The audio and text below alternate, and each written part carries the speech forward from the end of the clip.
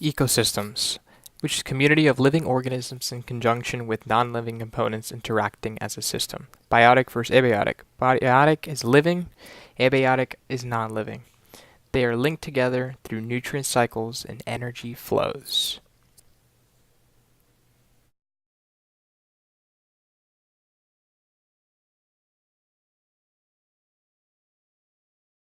Ecosystems Part 2. The sheer size of ecosystems vary tremendously. An ecosystem can be a rainforest or a backyard garden. The body of an organism can be an ecosystem, just to it being the home of numerous organisms. Food webs. These are built around the flow of energy between organisms, known as energy transfer, which begins with plants.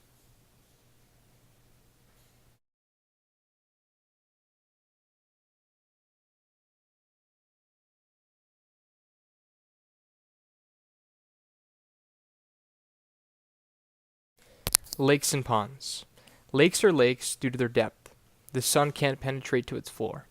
Lake Baikal is the deepest lake in the world at a staggering 5,387 feet. Many lakes, especially those in the northern hemisphere, were formed by glaciers that covered large areas of land during the most recent ice age about 18,000 years ago.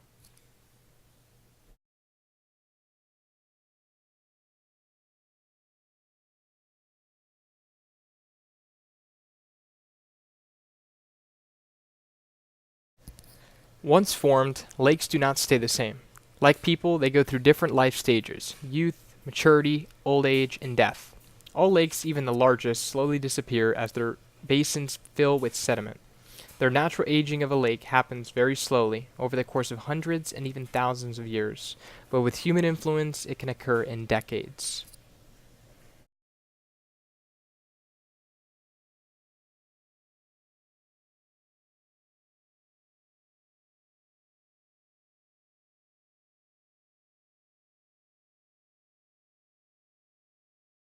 What makes a pond, you ask? Well, simply the light being able to penetrate to all parts of the bottom, reaching sediment, thus allowing photosynthesis to occur in all areas of the water. Natural occurring ponds will undergo a phenomenon in which they change into an entirely different ecosystem. Inevitably, ponds become a wetland.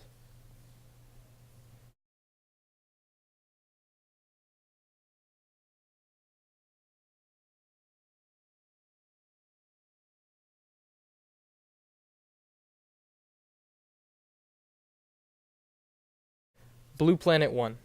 The things that I learned from Blue Planet. The Aribata is the marine version of the tortoise. Herrings cloud Alaskan waters with their sperm. There is an island covered in 500,000 birds. Yeah, I can't imagine the noise there. The blue whale is larger than the biggest dinosaur.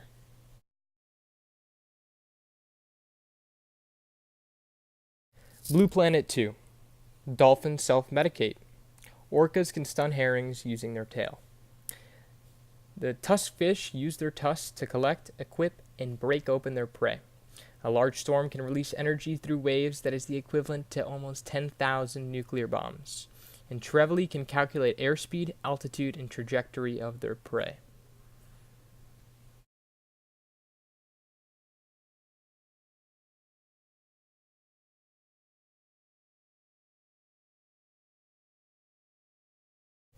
The plankton are the lungs of our planet.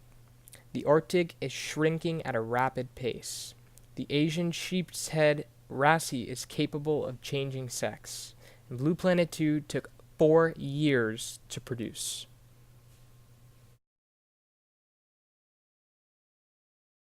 Streams and rivers. Freshwater in streams and rivers is an extremely important part of the water cycle due to its importance to living creatures. These freshwater regions contain a tremendous variety of organisms. Streams. Streams are bodies of water that have a constant current. In streams, water always flows downhill. The form that downhill movement takes varies with rock type, topography, and many other factors.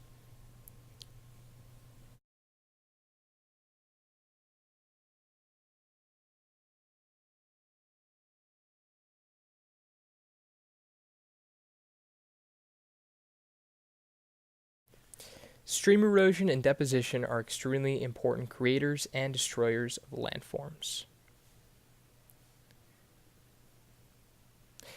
Rivers are the largest type of stream, moving large amounts of water from higher to lower elevations.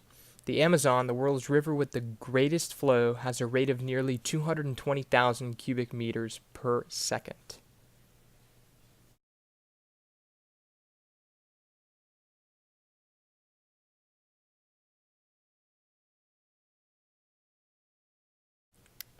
Streams and rivers complete the hydrologic cycle by returning precipitation that falls on land to the oceans. Some of that water moves over the surface and some moves through the ground as groundwater. As this water flows, it does the work of both erosion and deposition.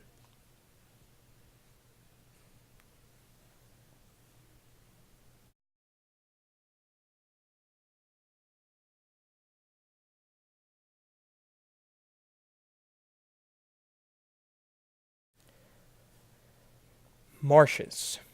Marshes are usually defined as nutrient-rich wetlands which support a variety of reeds and grasses. These areas are constantly flooded. Many marshes are freshwater and exist in areas with poor drainage. Since soil is constantly wet, marshes are extremely nutrient-rich and can support a wide variety of plant and animal life. Marshes can also be tidal. Saltwater marshes are saturated every time the tide comes in from the ocean. Some marshes are fed by groundwater. Marshes are typically not as deep as swamps.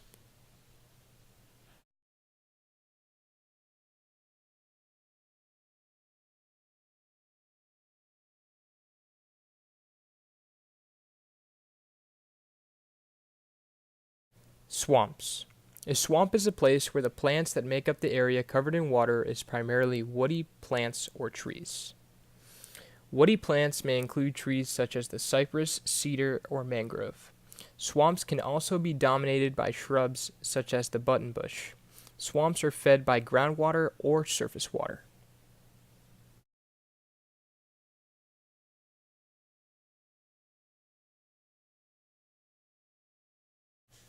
Oceans. Around 70% of the Earth's surface is covered by oceans. The largest ocean is the Pacific Ocean, covering around 30% of the entire Earth's surface. The longest mountain ridge is found underwater, 56,000 kilometers long, the mid-ocean ridge. 70% of the oxygen we breathe is produced by the oceans.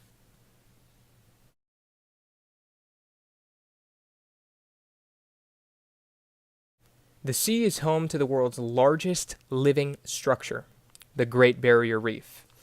In the deepest parts, temperature may only be 2 to 4 degrees Celsius, with the exemption of water flowing out of the hydrothermal vents, also known as the black smokers.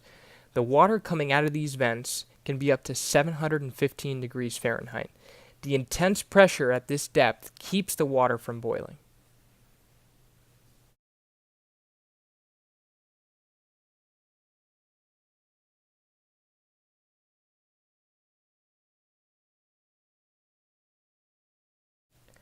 Waves.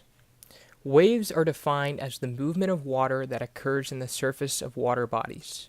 While no two waves are identical, they share common traits like having a measurable height, which is defined as the distance from its crest to its trough. Tides.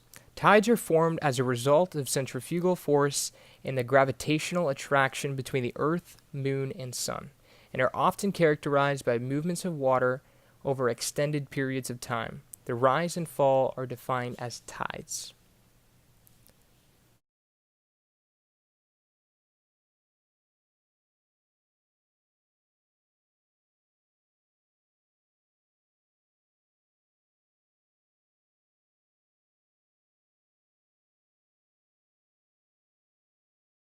The large masses of water moving in a specific direction from one location to another are known as currents.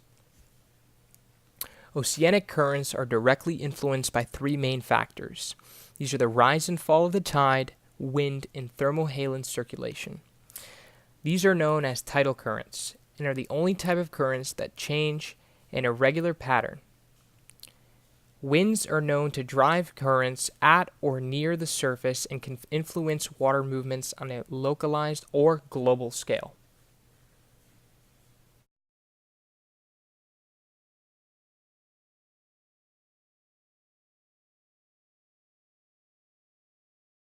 On the left, you can see our gorgeous tank. This was our tank. Once every couple of weeks, we would perform a water quality test, as well as feeding the fish constantly. Keeping this ecosystem at optimal health was crucial to the well-being of all of our fish.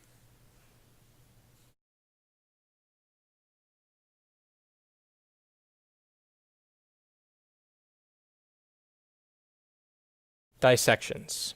The crayfish. Like all crustaceans, a crayfish has a fairly hard exoskeleton that covers its body. Its body is divided into two main parts, the cephalothorax and the abdomen. The part that covers the cephalothorax is called the carapace. The sixth segment contains a modified pair of uropods. In the middle is called a telson. The crayfish moves backward by forcing water forward with its tail fin.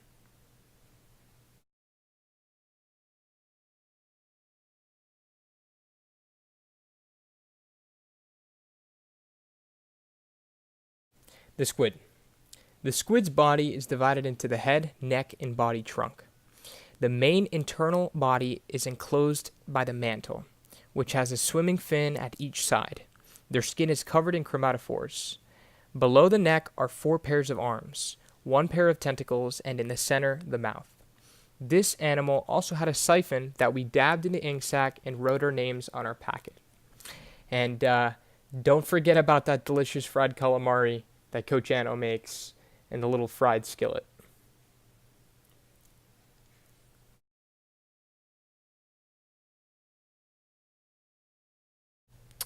The starfish. Each sea star has hundreds of tiny feet on the bottom of each of their ray. These are 2 feet. These feet can be filled with seawater. The vascular system of the sea star is also filled with water. By moving water from the vascular system into the tiny feet, the sea star can make a move by expanding it. This is how sea stars move around. The water comes in through the madreporite.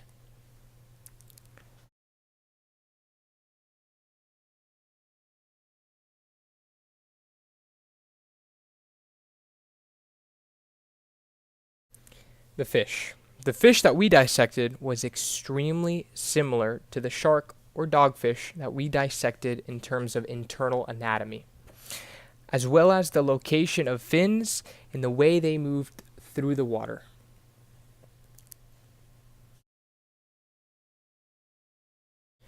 Human impact. My PSA was on water conservation. Some of these facts about water consumption will blow your mind. If every household in America had a faucet that dripped once each second, 928 million gallons of water a day would leak away. An average family uses 881 gallons of water per week just by flushing the toilet. And you can use 5 gallons of water if you leave the water on while brushing your teeth.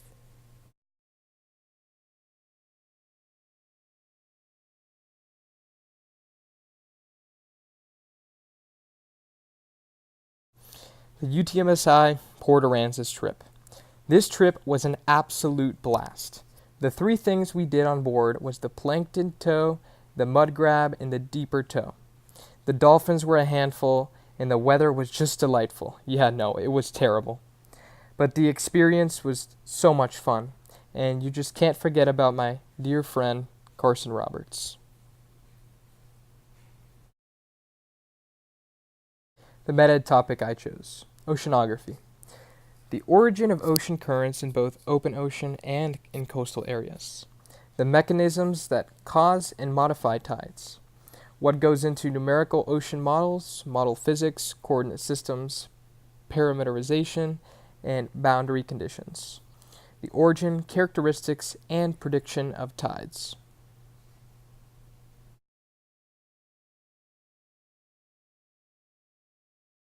Overall, this class was super fun, and the people in my class just made it such a good experience.